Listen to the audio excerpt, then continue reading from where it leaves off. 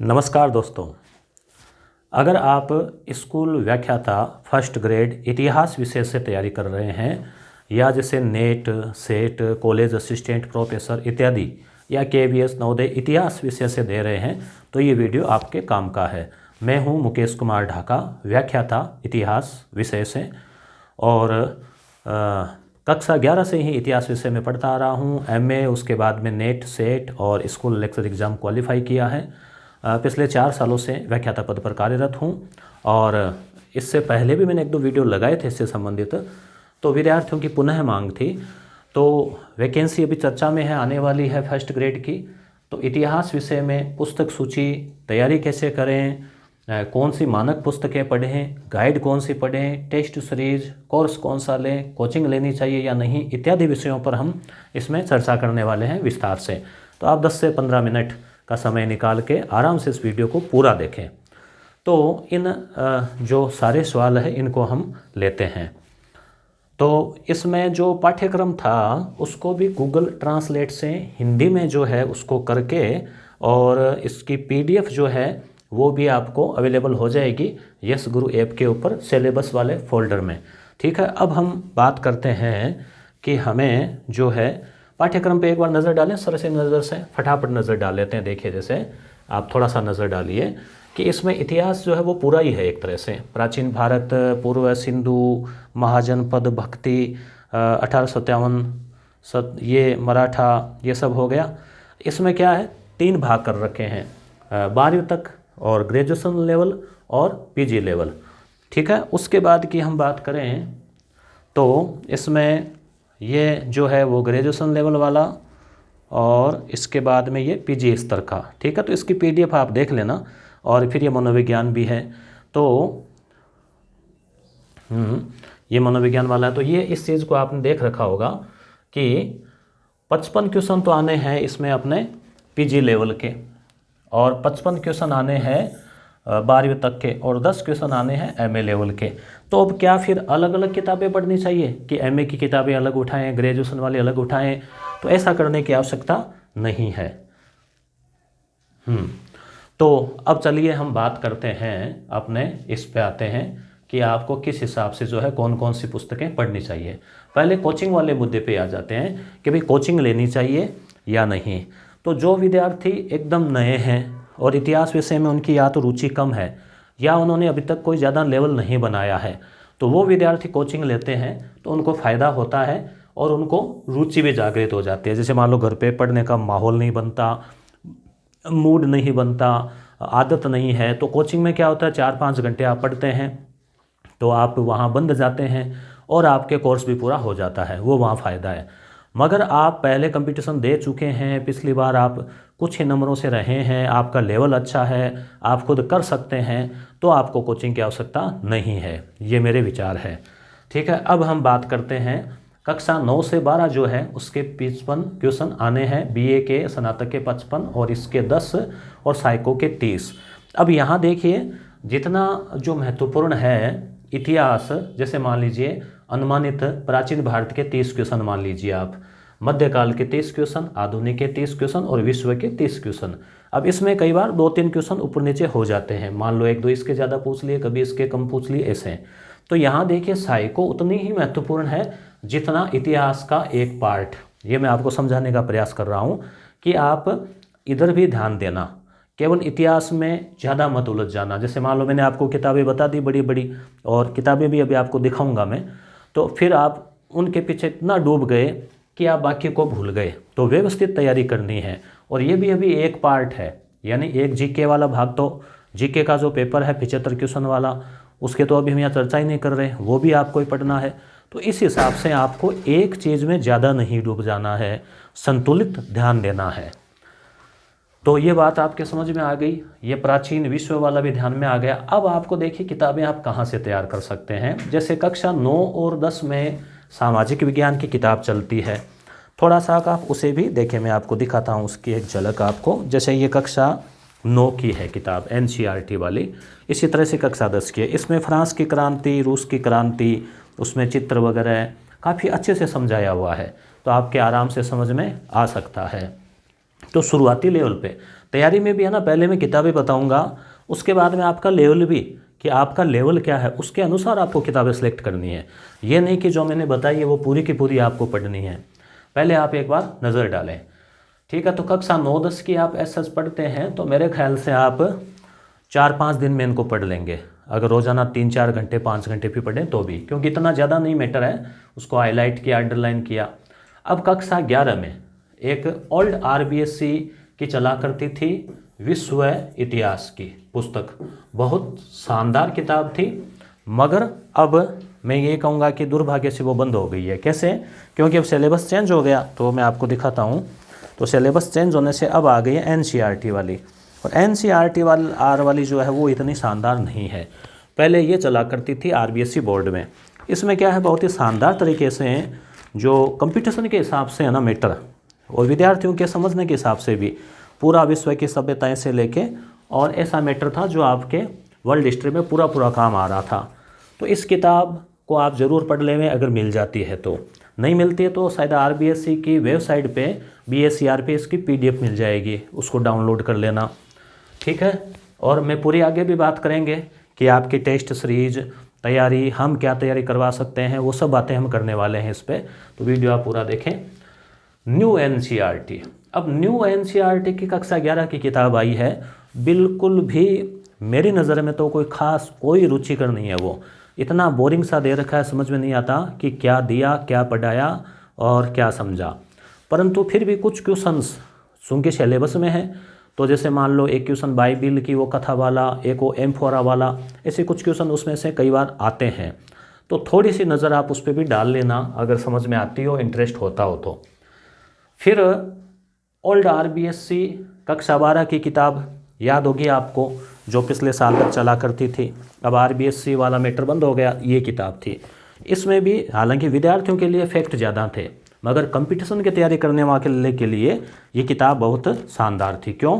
क्योंकि इसमें फैक्ट ज़्यादा है, तो एक तरह से नोट्स टाइप के हो गए ये भारतीय इतिहास के, तो इसके भी आप रीडिंग लगा सकते हैं। उसके बाद कक्षा 12 की न्यू एनसीईआरटी, अब ये किताबें हैं 3, तो आप इसको एक को पढ़ोगे उतने में उधर वो तीनों भी पढ़ लोगे। क्यों? क्योंकि इसमें तो फैक्ट है, तो याद करते हैं तो टाइम भी लगता है ना, जोर लगाना पड़ता है दिमाग पे। और वो जो किताब है वो अभी शायद मेरे पास है नहीं, उसमें 3 पार्ट है उसके, भारतीय इतिहास के, विषय 1, विषय 2, विषय 3। तो उनमें कहानी टाइप की सी एक है, कुछ चीज़ें काम की है, उनको आप नोट कर लेना, नोट्स बना सकते हो उसके। तो इस प्रकार से ये 11-12 तक का मैटर हुआ। कक्षा 11 ओल्ड न्यू, क्योंकि अगर आपके पास समय है, वैकेंसी की घोषणा नहीं हुई है, तो आप इनको अभी पढ़ सकते हैं। अब किन को पढ़नी है किन को नहीं, वो भी हम बात करेंगे आगे। ठीक है, पूरी चीज़ कवर करने वाला हूँ मैं, तो आप ध्यान से जो देखें। अब हम प्राचीन भारत की बात करें कि अलग से प्राचीन भारत को तैयार करना है शानदार, 30 क्वेश्चन में से आप 25 से 30 तक सही करके आ जाओ, तो उसके लिए सबसे बेस्ट किताब है केसी श्रीवास्तव। ये इस टाइप की यही किताब है, इस टाइप की, क्या ऊपर वाला कवर चेंज होता रहता है इनका एडिशन के हिसाब से। अब ये लगभग है 950-1000 पेज की किताब है। रोज़ के आप इसके 10 पन्ने पढ़ो, 2 घंटे लगेंगे आपको, 1.5 से 2 घंटे, तो 3 महीने में ये पूरी होगी। ठीक है, और रोज़ के 20 पन्ने पढ़ो तो आपके फिर हो जाएगी कितने, थोड़ा कम कर लो, 2 महीने 2.5 महीने में। तो ये अब जैसे मान लो एक प्राचीन भारत पढ़ी, ठीक है, साथ में एक मध्य, एक आधुनिक, तो इतिहास कवर हो रहा है 2 महीने में या 3 महीने में कवर कर लोगे, साथ में बचे हुए समय में जीके पढ़े, तो वो अब आपके ऊपर निर्भर है। तो प्राचीन भारत की बात करें तो ये हो गई अपने केसी श्रीवास्तव, ये मेरी पढ़ी हुई भी किताब है। जिनका इतिहास में कोई रुचि नहीं है ना, वो इस किताब को पढ़ेंगे, इतिहास में आपको पहली बार लगेगा कि इतना आनंददायक इतिहास है। हम गाइड में केवल फैक्ट पढ़ते हैं ना, तो उसमें रट तो लेते हैं, मगर इतिहास बोरिंग लगता है। इसमें आपको लगेगा कि क्या शानदार गौरवमय इतिहास है, तो इतिहास में आपकी रुचि पैदा हो जाएगी। या फिर पप्पू सिंह प्रजापत, ये इनकी भी किताब आती है, मैंने सुना है कि बहुत अच्छी है, मैंने खुद ने अभी देखी नहीं है, पढ़ी नहीं है, काम नहीं पड़ा, क्योंकि मेरे तो यहीं तक काम हो गया था, तो सुनने में आ रहा है। तो अगर आपने किताब ले रखी है तो ये भी इसके मुकाबले की बता रहे हैं। मध्यकाल में सतीश चंद्र या A.L. श्रीवास्तव, एक और आती, ध्यान रखना, S.K. पांडे। कुछ लोग ये भी मैंने सुनी है किसी के पास में कहते हैं कि ये आती है पूरी, प्राचीन, मध्य, आधुनिक तीनों की एक गाइड की भांति है और उसमें ऑब्जेक्टिव भी है। तो अगर आप ये नहीं लाओ तो कुछ लोग एस के पांडे की भी लाते हैं, केवल उसको भी पढ़ते हैं। तो इसमें ज़्यादा फर्क नहीं है, वो नज़रिए का फ़र्क है, चीज़ें वही है। कुछ जो है वो अरिहंत की भारतीय इतिहास नाम से एक मोटी सी किताब आती है, उसको पढ़कर भी बने हैं, लगे हैं। तो ये मायने नहीं है कि आप कौन सी किताब पढ़ के लग रहे हैं, मैटर लगभग 90 से 99% सेम ही है, प्रस्तुतिकरण अलग अलग है, आपको कौन सा अच्छा लगे वो है। मैं यहाँ रिकमेंड कर रहा हूँ, अगर आप समय है आपके पास में तो के.सी. श्रीवास्तव। मध्यकाल के लिए बहुत सारे लोग सतीश चंद्र बताते हैं, मैंने एल श्रीवास्तव पढ़ी थी, पूरी नहीं पढ़ पाया तो कुछ कुछ पढ़ी थी। आधुनिक के लिए यशपाल ग्रोवर, बड़ी इंटरेस्टिंग किताब है, शानदार है, एकमात्र किताब सजेस्ट करूँगा आपको मैं। आप नेट का दे रहे हो या चाहे कोई सा भी एग्ज़ाम दे रहे हो, 3 किताबें, प्राचीन, मध्य, आधुनिक, 3 किताबें आप होनी चाहिए वैसे आपके पास में। इनसे आपका गहन जो समझ है इतिहास की वो विकसित होगी। अब हम बात करें विश्व इतिहास के लिए, तो पहले विश्व इतिहास के लिए जैन और माथुर की एक मोटी सी किताब आया करती थी, लोग उसी का सजेस्ट करते थे।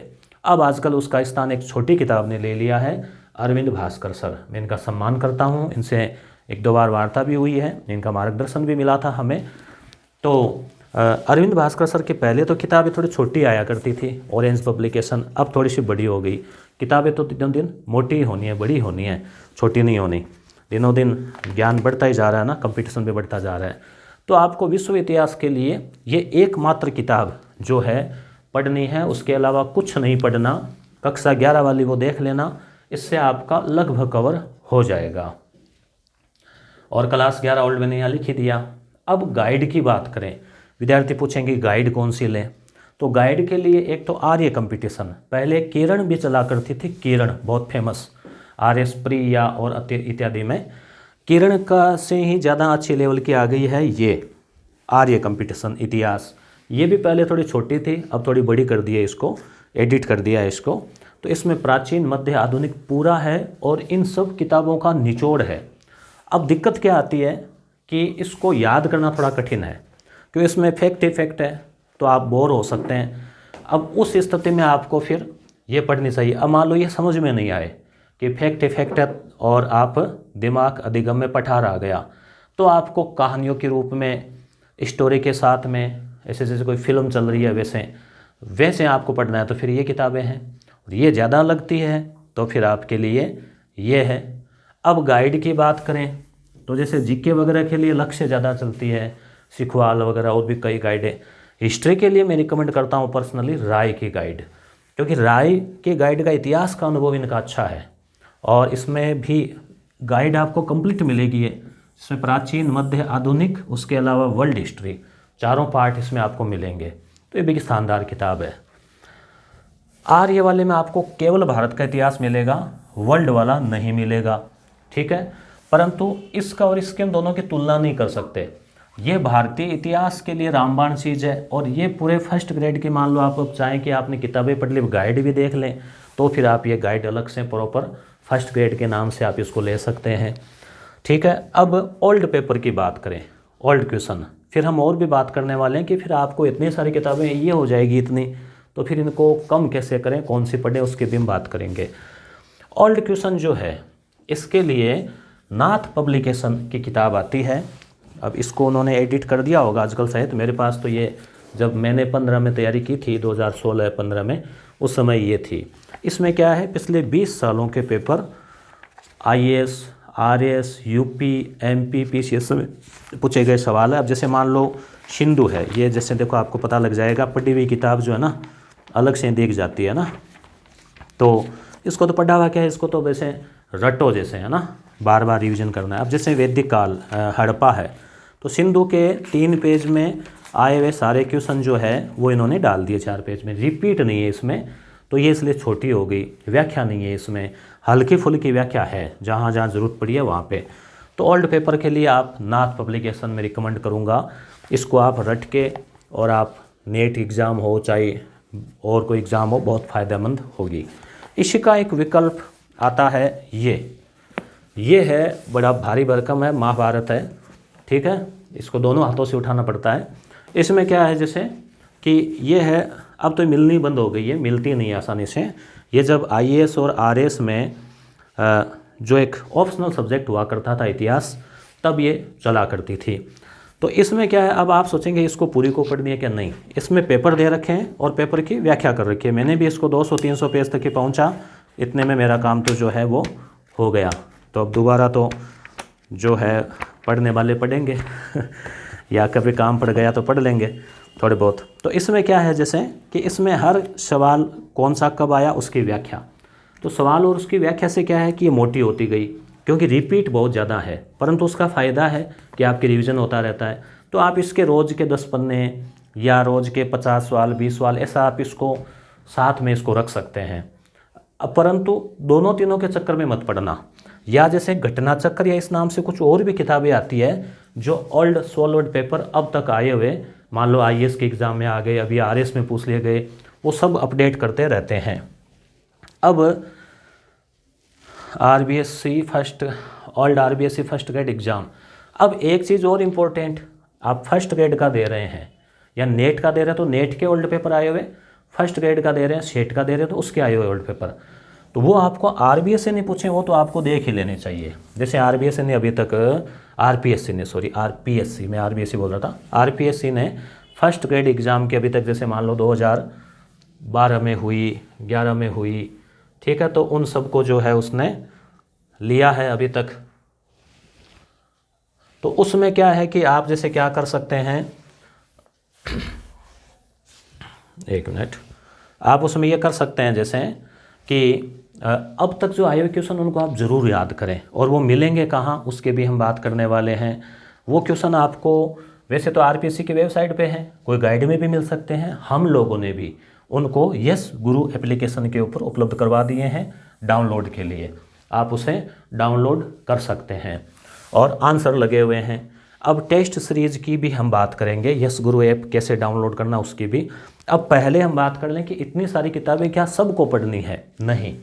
जैसे अब आप जो है क्योंकि बुक्स जो है ज़्यादा, फर्स्ट पेपर भी तो पढ़ना है, जीके वो भी काफ़ी लेन दिए ना, उसमें भी हिंदी, अंग्रेजी, करंट जीके, उसमें फिर साइको अलग रह गई है, इधर इस पेपर की मैनेजमेंट अलग रह गया, विज्ञान, बहुत सारा मैटर है। तो फिर आप क्या करेंगे, कैसे मैनेज करेंगे?